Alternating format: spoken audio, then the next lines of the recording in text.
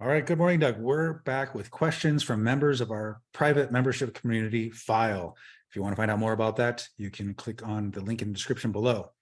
So, Doug, first question is summarizing your political journey here with a question. He says, you started as a liberal writing a letter to Eisenhower to fix the black slums of Chicago. Conscious of a conservative by Barry Goldwater turned you into a conservative. Then he became a Randite via the virtue of selfishness, later becoming a libertarian and an ancap. Is ancap the end of the line, or is there another step in your evolution? Okay. Well, the first thing I think of in trying to answer that question is that basically, is the way you are nature or nurture? And I've always been a basic believer in nature because despite the fact that I thought like a mushy-headed liberal with the letter to Eisenhower when I was a little kid, still, I thought like a libertarian, even back then. It's just that I couldn't put two and two together as far as the best answer to questions.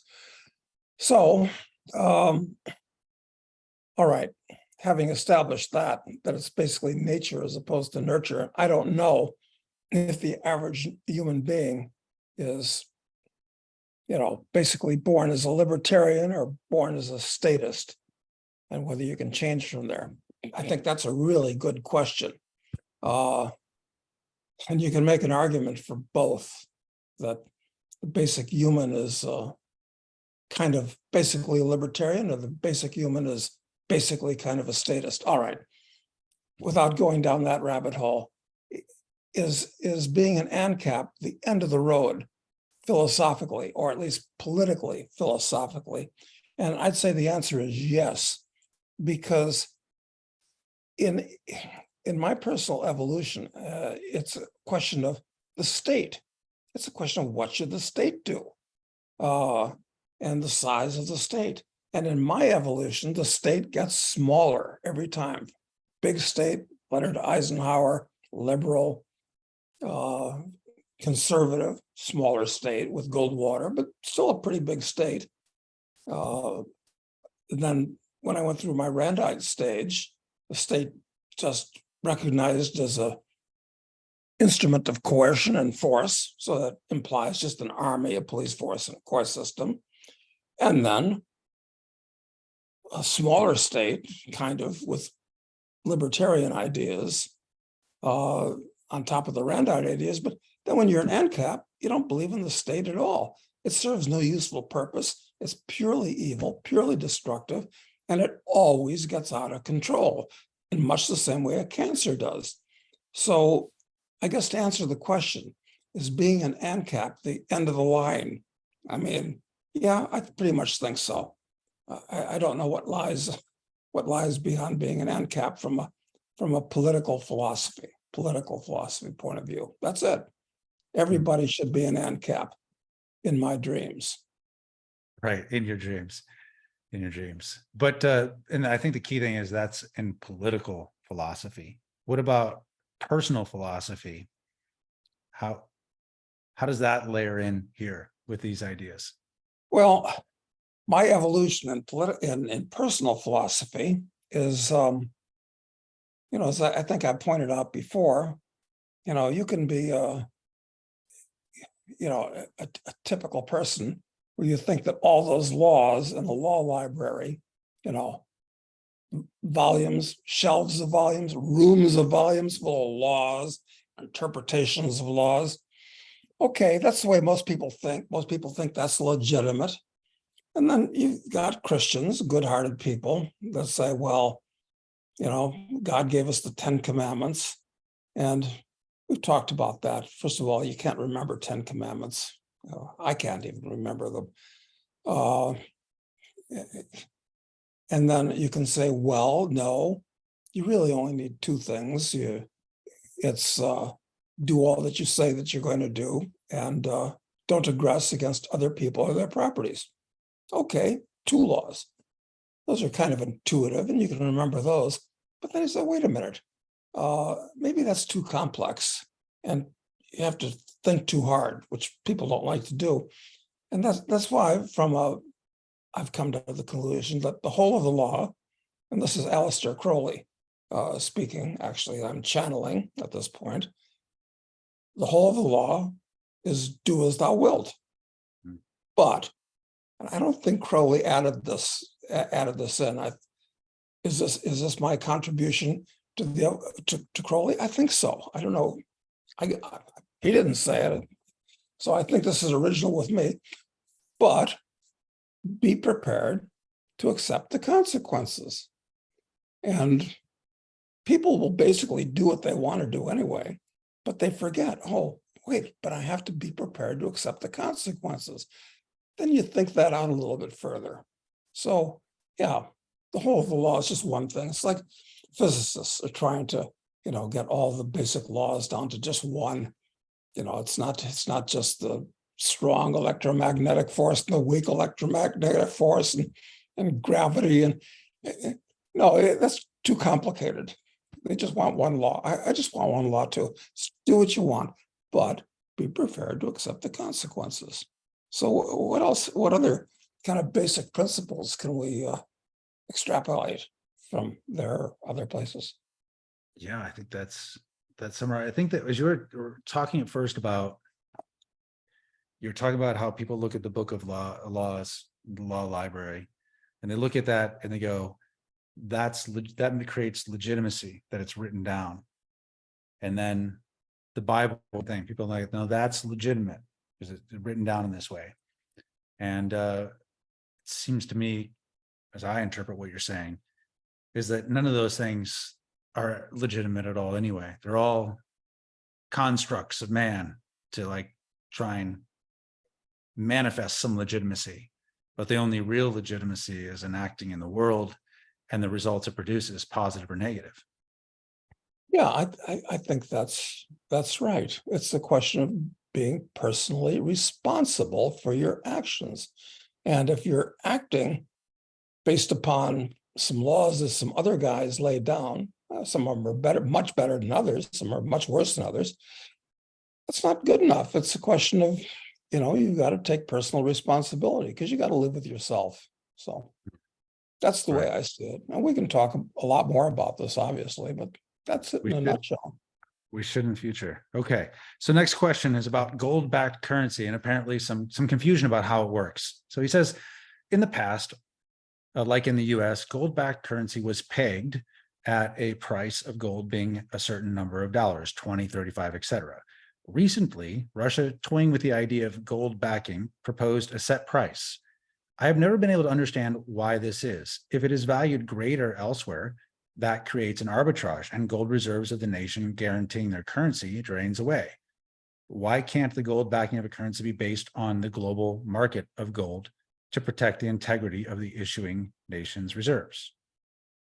Well, look, why do you need a currency? That's the first question. I mean, gold is money.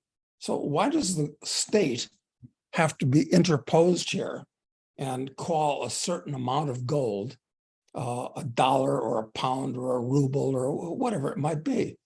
I mean, why do you have to take this extra step?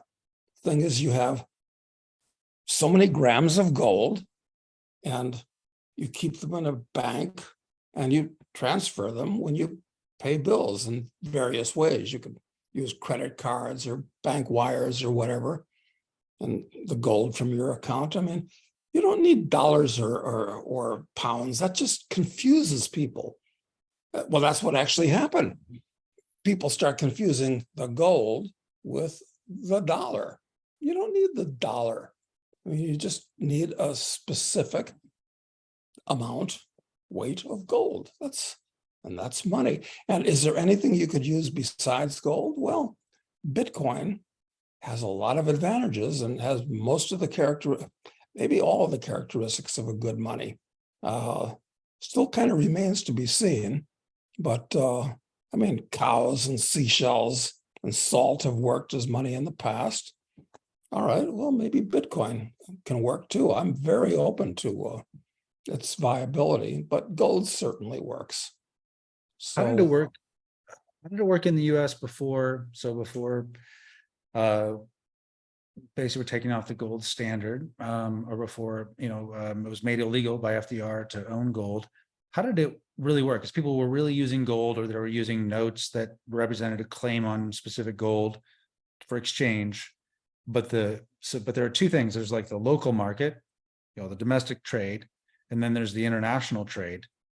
And so I think, how did it work when they're between international trade between the US and the UK, other nations, in a period where everything was gold based? Did they ship the gold back and forth? I mean, how did that work? Yes, or you'd store it one place where you trust the person that you were storing it with for convenience. So instead of having to take it out of the bank and ship it there and then ship it back and ship it back, forth and back, just leave it in one place and trade receipts against it. That's logical, as long as you can trust the person who's holding the gold. And in the past, people would accept banknotes, but it was all about bullion. When there'd be a stagecoach robbery in the 1900s, a strong box generally didn't hold paper currency issued by lots of different banks, and some of them would default. It held bullion. It held gold coins. The gold. So yes, you don't have to trust anybody when you're dealing in gold coins or gold bullion. And whenever there's paper, can be convenient, no question, but you got to trust the issuer. And well, the US government has proved recently they can't be trusted. They just stole all these Russian assets. It's not even a state of war. They just say, you're bad guys, we're going to steal your money. And this is why the BRICS currency has gotten such huge momentum, because everybody realizes the world runs on fiat dollars. They're IOU nothings on the part of a bankrupt government. And it's worse than that, because they'll steal your money, as they proved with the Russians. Well, they've done it lots of other times too. So that's why you want gold. And it's got to be stored someplace where we're pretty confident that the guy's not going to steal it. Right. What did they in the US after FDR took away the right for individuals to own gold in the US, the dollar was still gold backed. So I wonder, when you think about the BRICS systems, is the BRICS system primarily about fostering trade between those nations, and they could still have an internal currency that could be manipulated? You know what I mean? But it just be about trade, the gold back? Yeah, that's a good question. So are the BRICS going to come up with some type of an Esperanto currency? They'll call it the BRIC. I mean, okay, so what's the BRIC? It's not going to be a make-believe fiat currency, because they don't trust each other. And who gets how much of these things? I think it's got to be gold-based. But wait a minute. Why should it be gold-based? Why not just use gold? I mean, what's the point of having a gold-based currency? The only advantage to a currency like that you create out of thin air and backed by gold is so you can inflate it some way. Otherwise, just use gold. I mean, the Indians want to buy something from the Russians, fine. Give them the price in gold and either ship them the gold or credit their account someplace where the gold is held, if you can trust whoever it is that's going to hold it. Yeah, it makes sense. I mean, when I think about the BRICS thing, my guess is it is like a gold with a digital blockchain system on top of it, but it's just for the international trade. And if you think that the people in that nation are going to benefit from the convertibility of a local currency into gold, I think that's probably fantasy. Like, would they make an internal ruble so they get the benefit of it, or would it just be about trade? I think it's probably trade. Yeah, that's a good question. Is this BRIC currency, or whatever it is going to be, is that just for between governments, or is it something that companies can use, or is it something that the guy on the street can use too? It ought to be the latter. I don't think they'll go that far, because all these governments want to control their plebs and you can't give the plebs, gold, which is good anywhere. So they'll screw it up somehow. Yeah, I mean, that is the way it was done in the US. You couldn't, there's no gold in the US. Your dollars weren't convertible for gold, but gold was still used for international trade, right? Exactly. Yeah. But the plebs within the US couldn't do that. And Exactly. now the game, after a long time, is finally becoming totally unmocked. So it'll work that way with the BRICS. I mean, Okay. yeah. We'll have to see what happens, but they'll screw it up. Although I wish them well, of course. Yeah, I hope.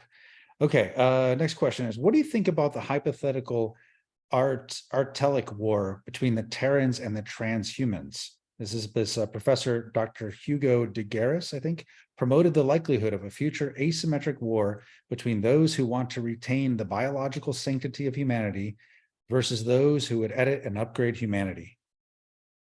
That is an interesting question. And you sent me that question in advance. I wasn't familiar with this particular book or this professor, but I looked it up, and it's actually quite interesting. This book that he's referring to was written in 2005. And then I checked out on Amazon. Okay, maybe I'll get a copy of the book. And it turns out that if you want to buy a copy of the book on Amazon, depending whether it's paper or hardback or this or that, it's going to cost you anywhere from $250 to $1,500 for these artifact books. Kind of interesting. All right, so this is a concept that's at this point 18 years old. And obviously this guy's pretty smart that wrote the book. He was anticipating the development of artificial intelligence and exactly what's going on right now with the transhumans and so forth. So I think we talked about this before, and I'm not afraid of artificial intelligence or artificial intelligence getting out of control, where it's hundreds of times more intelligent than the US.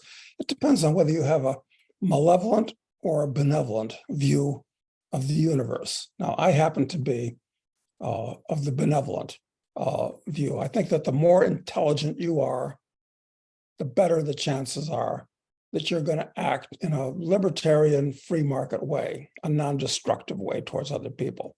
So the more intelligent AI becomes, the better the chances that they're going to be benevolent, not turn into evil terminators. That's my personal view. So I'm totally unafraid of it, from assuming I'm right from that point of view. And will there, and of course there are people say, oh no, we got to limit artificial intelligence. Well, how are you going to do it?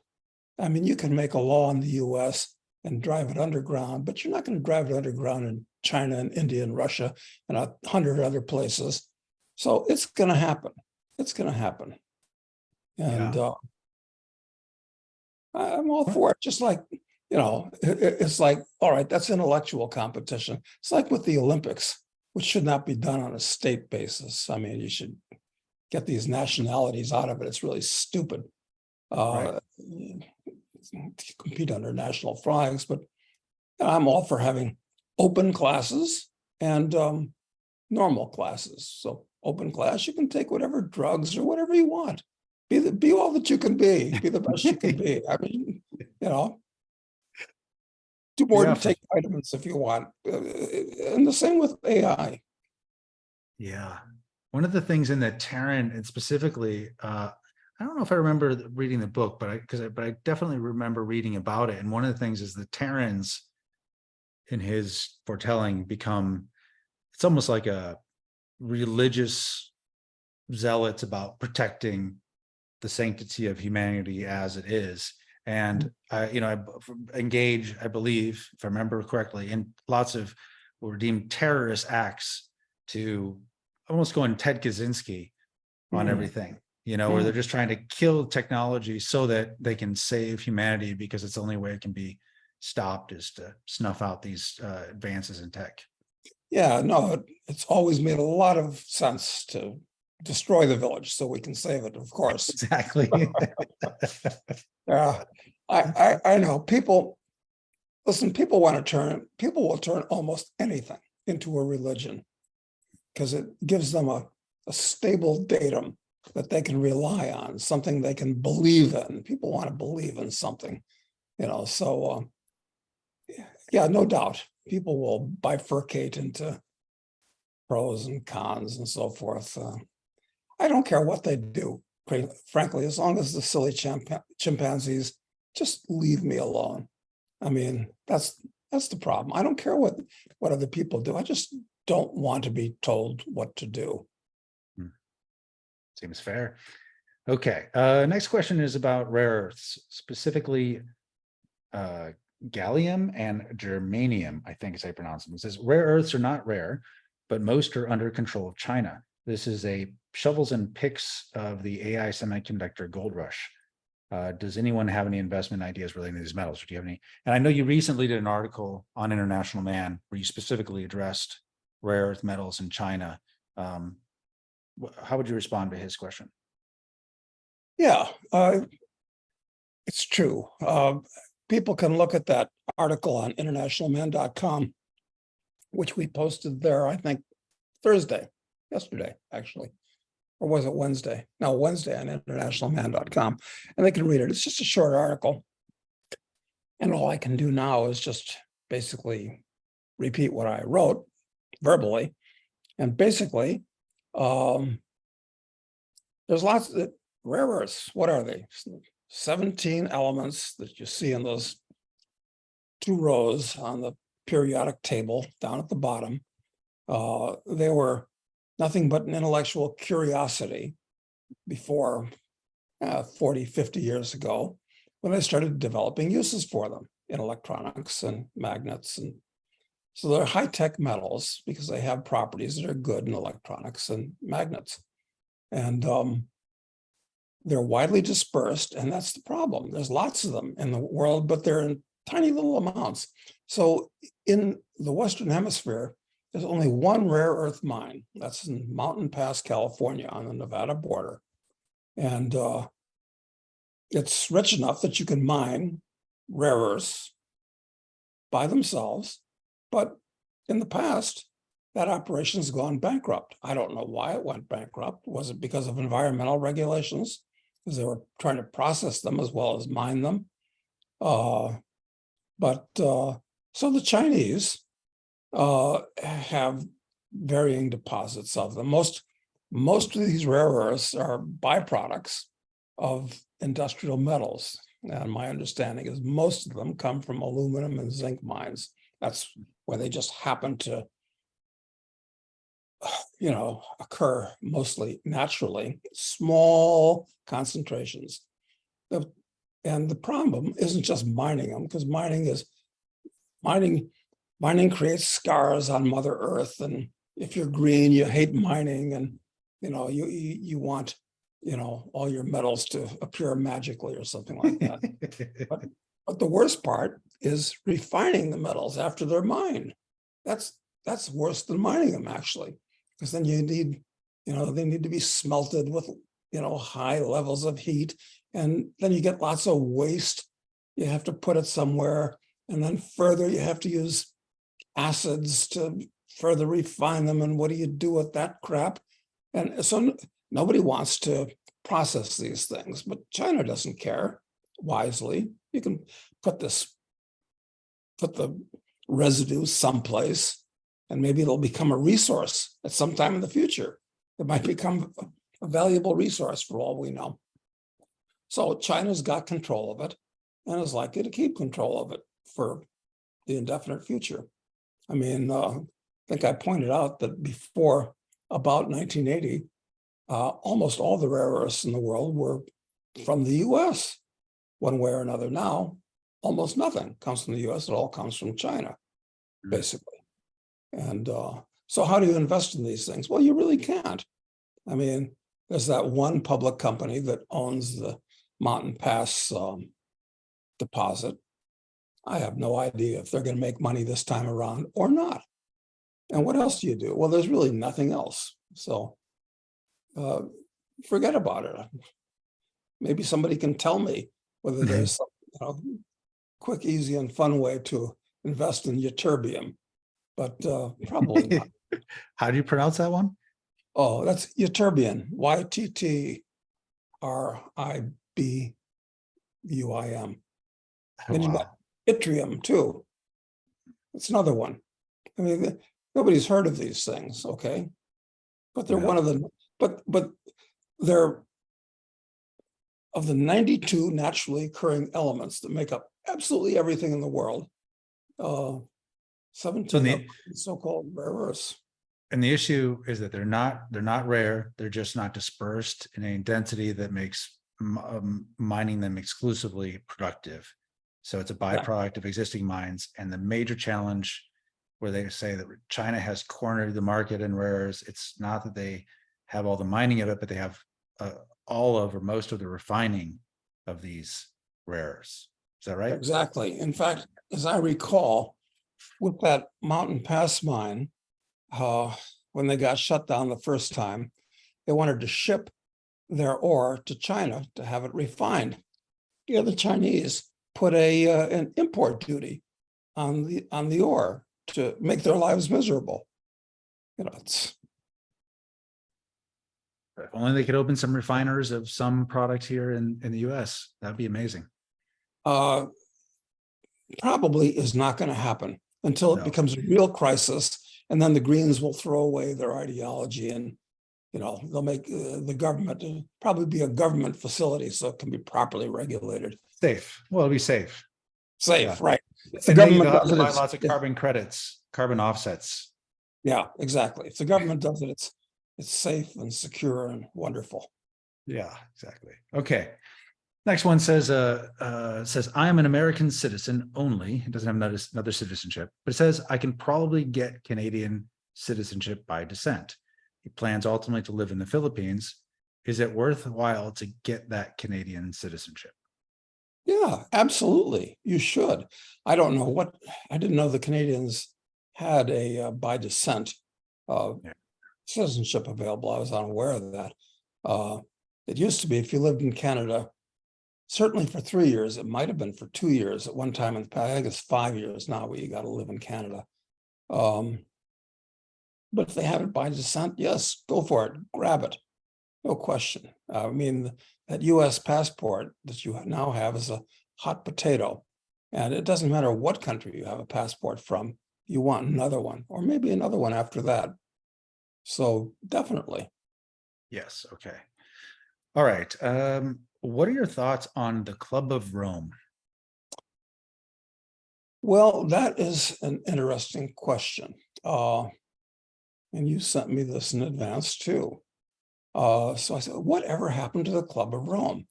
Because they became famous because they wrote or sponsored, published a book called Limits to Growth back in the early 70s.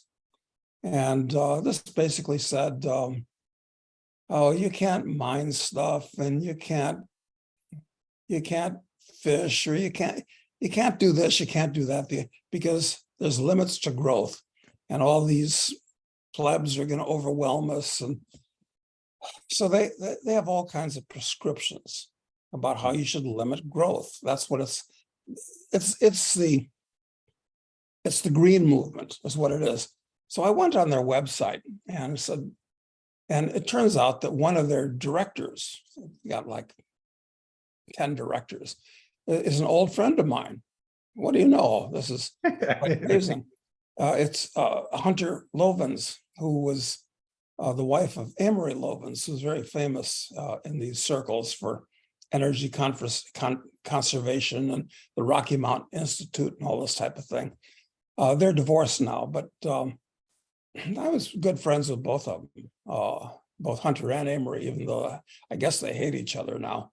But so and they're both enjoyable, fun, intelligent people, but really just green to the core, which kind of means red to the core, frankly. All these people are watermelons, green on the outside, red on the inside. So basically, Club of Rome is kind of like the World Economic Forum, but oriented just towards the bugs and the birds and the bees and bunnies and things like that. They're eco-Nazis, and they got ideas to tell everybody else what to do. So I'm not a fan of the Club of Rome.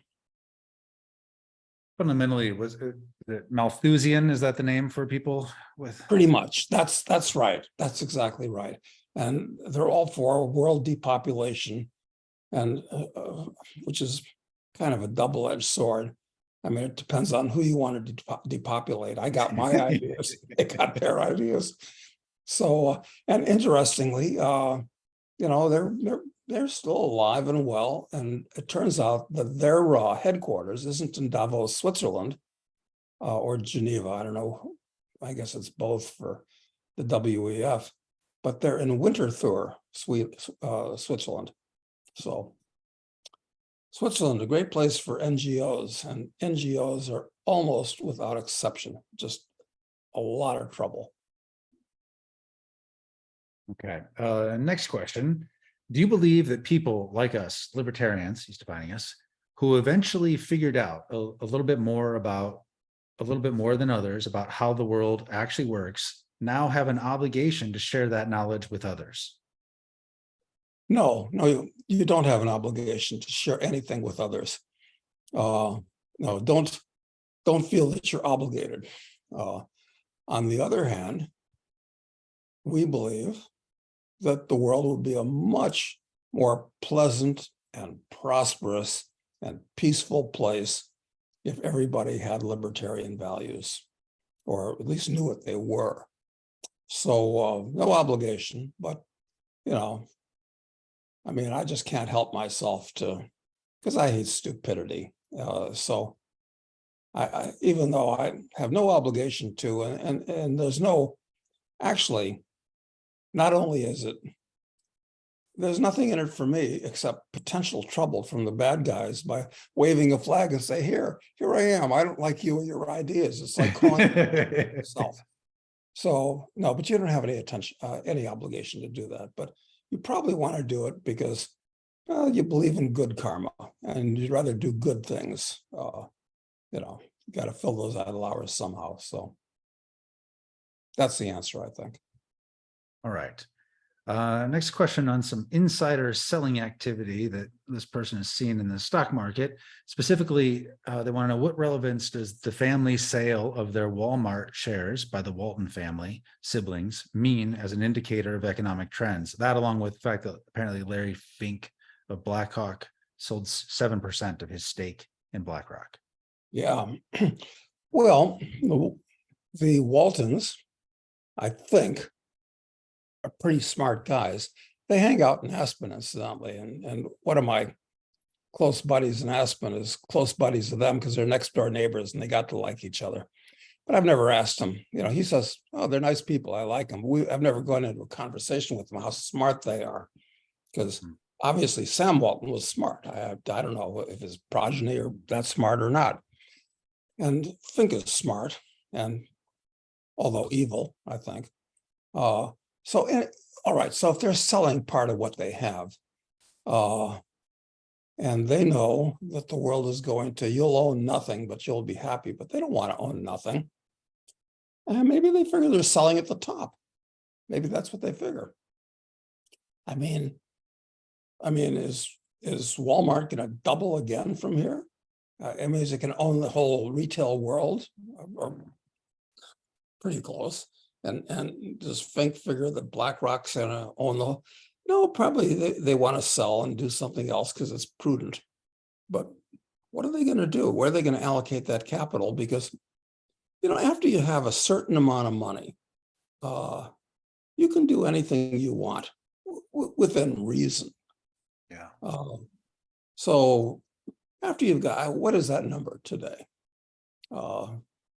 Well, it depends on how high off the hog you want to live. And there's lots of houses in the world that sell for $50 or even $100 million now. So maybe, but unless you want one of these or a giant lot yacht that costs 500 million and takes 50 million a year to maintain and run. So unless you want to go crazy like that, and then you got to be a multi-billionaire. But these people are multi-billionaires. So They have more than enough money. They probably own, it's hard to imagine they're not using it to take care of, the maintenance costs on their mansions. I mean, it is interesting to me. They're making a conscious decision that this business, which has enriched me, I'd rather own less of this and more of something else. And it is interesting that right now, and they're already really wealthy. They already have lots of almost anything material you can imagine, that they're choosing to take that out and trade it for something else. If we knew what the something else was, it would answer the question, I guess. But since we don't. Yeah. But what are they going to do with all that money? Because unless you want to buy a country, which they could do, incidentally, which I think would be smart, so that they at least can isolate themselves politically, because political risks are the biggest risks. I don't know.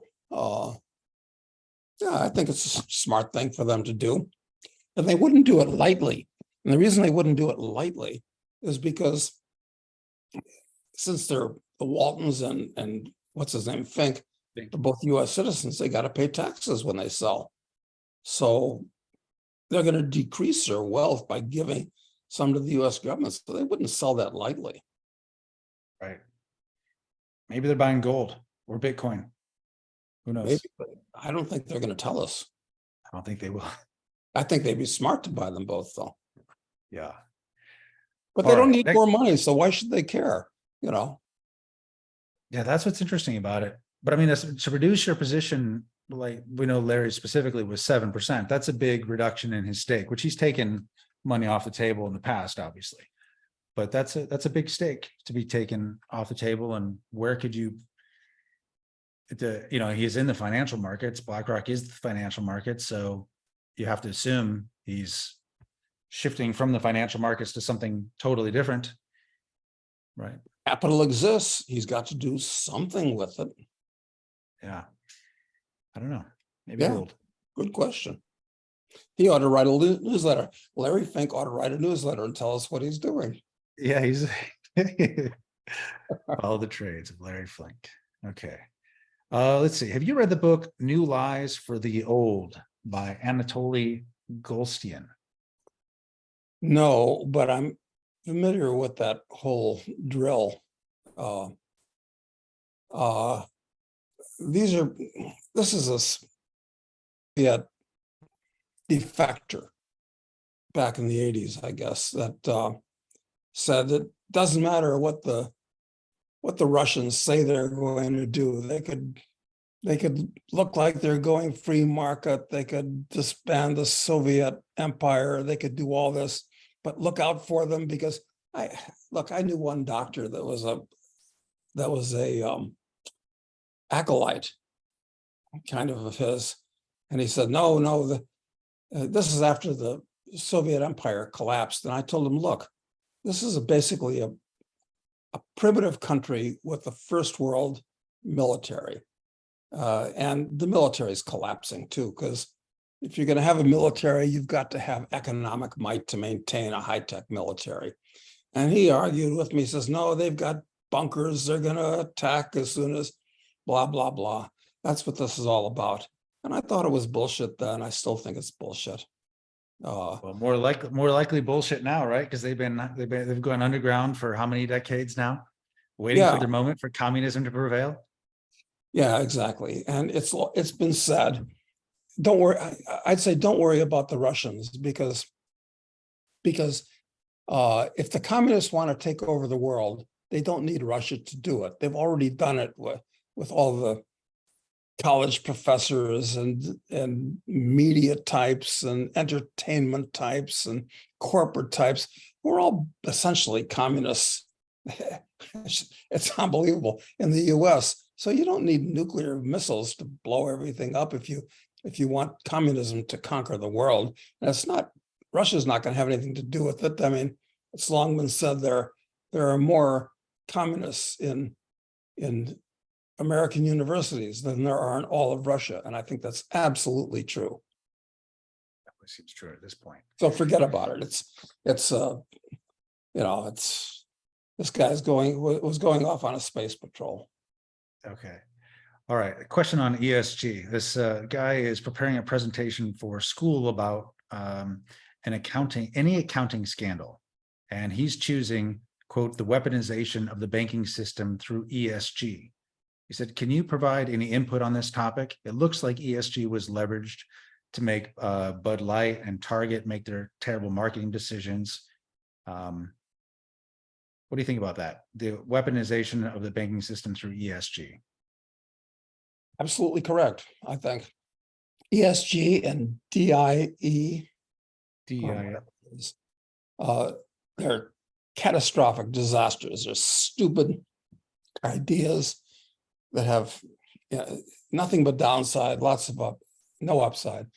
It's not, well, look what it did with Bud Light, but he was talking about the banking system in particular. Yeah. And here, you got to draw people's attention to what happened to Nigel Farage in the last, I think it was only 10 days ago or something, where he had an account with Coutts Bank, which is the most prestigious bank, they say, in Britain, spelled C-O-U-T-T-S, Coutts. It's where the Queen banks and so forth. And they closed his account and gave a nonsensical reason. Well, you don't have enough money with us, which was untrue, it turns out. And then the giveaway was that Farage, who was the head of the party that pushed Brexit through, and it's the most libertarian-oriented party in the UK. So they closed his account at Coutts. Okay, well, go to a different bank. And Farage goes to 8 or 9, is it, different UK banks, and none of them would open an account for him. He's like persona non grata. And this is really inconvenient because now what do? Where do you receive your funds? How do you pay your bills? I mean, this is really inconvenient. And then I saw a YouTube video that a woman, I forget her name, I think she was a direct descendant of Tolstoy, as I recall, but she's an American who's married to a Russian oligarch. So she's got Russian connections. And they closed her bank too. And she was explaining, of course, who knows what all the facts are, but it doesn't matter. Apparently she'd done absolutely nothing wrong, but they closed her account and she can't get her money out of the bank because the same things happened to her. She can't open a new bank account. So even though they want to send her money, she can't receive it. Yeah, where's she going to deposit the check? And so this is a real problem, and this is going to become a really urgent problem when they come up with these Fed coins and central bank digital currency. I mean, but they're already the powers that be, the forces of evil, the riders of Sauron out there that control these governments. They can arbitrarily close your bank account. And what are you going to do about it? I mean, bank doesn't want your business. What are you going to do? You say, so sue me? Well, I suppose you can do that. Take a few years and, they won't give you don't have the money to do it. If they've got it all, you can't receive any of your wealth. That's right. How are you going to pay your hundreds of thousands of dollars of legal bills if they've got all your money anyway? Yeah. So this is very clever. Once you get control of the banking system, you can really make people's lives just miserable. Well, and it's, a lot of it seems to be just open collaboration between the banks and the state. And some of it, the state is passing laws and the bank is, interpreting them in a certain direction. But also, I don't know if you saw earlier this week, the FBI director was speaking in front of Congress, taking questions. And one of the things that came out of that was the fact that one of their field office had requested from Bank of America and received all transactions that occurred in the DC area during, January 5th and 6th or 6th and Hmm. 7th. So all transactions of anybody, plus they requested all names of anybody who purchased a firearm Hmm. anywhere. And they gave it to him. They just Wow. requested it and they gave it to him under, no restraint. And then the FBI apparently decided later that although no laws were broken, it was, just to be on the safe side, they abandoned the leads that were generated from that data. Yeah, well, like everything else on computer, this stuff doesn't like disappear. It's put in an archive for, to be dug up later when it's convenient for them. So Exactly. Well, you think yeah. that you would wish that the bank would do, can we have a warrant or something, No. but the cooperative atmosphere between them, you don't even need the framework of the law in order to force or coerce the corporations to do it. It's just collegial, cooperative against us at this stage. That's right. And these banks don't want to appear anything but cooperative with the government. Otherwise, they might be suspect of being naughty themselves. Probably get a bad ESG score, the governmental part, right? They probably would. That's right. So this is another trend, which we've seen the first shots across the bow where they're using this, and I'll bet that we're going to see a lot more people that are on the wrong side of whatever it is getting their bank accounts closed. And then what do? This is another good reason, incidentally, why you should have lots of gold and silver coins in your own possession. So at least you have fungible assets that can be bartered, things you need. All right, last question. He asks if you've ever read any Kunstler, James Howard Kunstler, which of course you have. We've had him as a guest on the show before. I know he's a friend of yours. But his question is, do you agree with his assertion that we have reached peak everything and applying the law of diminishing marginal returns to everything from here on out? Do you believe in that approach? Peak everything. No, I don't think so, because like we talked about earlier, the whole universe is constructed of these 92 basic elements. So it's just a question of, get the elements from one place and process them and put them in a new place to make stuff out of. And that's everything from construction materials to petroleum to anything. So yes, on the one hand, it's sure the amount of petroleum in the world goes down every year. I mean, there's only X amount of it, but you can make more of it if the technology is there. But so yes, it's a problem, but only if technology is controlled. If technology is not controlled, it's a non-problem. So the way Jim sees it is that technology is being controlled, more regulations, more taxes. It's making it impossible to progress. Based on that, we're living in a limited universe where we just got a little pile of stuff, and the bad guys think we got to conserve it and we'll run out of it eventually. And so he sees the world kind of going to hell in a handbasket. I think he's right. I think he's absolutely right. And people should read his blog, which is free. Just Google Jim Kunstler. Kunstler.com, I think is his blog address. And then he's got some novels he's written, which are wonderful. The World by Hand series are very good, well written, enjoyable. Good writer. He's got a great sense of humor. He's fun to read, and he's super pithy in his writing. He can say things in a way very few people can. Yeah, so I think everybody ought to subscribe to his. It's free. Just go there and sign up. Yeah. So he's right, but he knows that he doesn't have to be right. But the powers that be are going to screw things up, and like so many things. All right. Okay. Well, that's the questions for today, Doug. Thank you very much. I appreciate it. We'll be back next week. We will indeed, Matt. Have a very good weekend. All right. Thank you.